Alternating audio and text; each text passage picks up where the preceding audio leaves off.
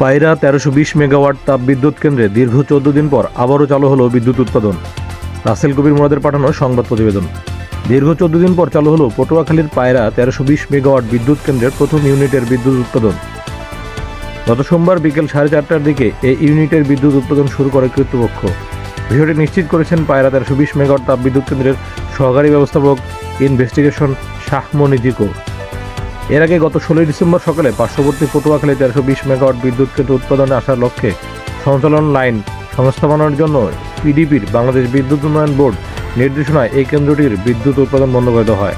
বর্তমানে প্রথম ইউনিটের বিদ্যুৎ উৎপাদন কার্যক্রম শুরু হলেও এই কেন্দ্রের রক্ষণাবেক্ষণের জন্য এখনও বন্ধ রয়েছে দ্বিতীয় ইউনিটের বিদ্যুৎ উৎপাদন।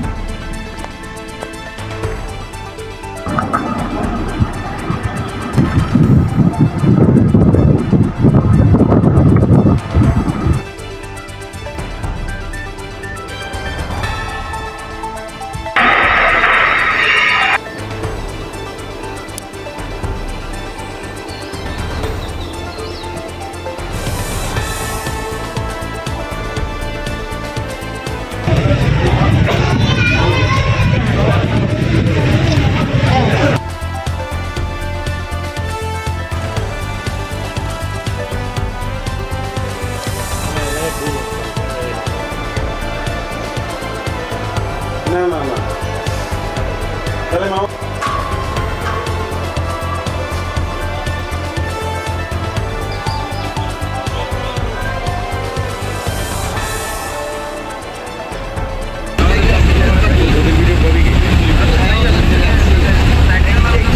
এইটু তুম করে লইয়ে নাইয়া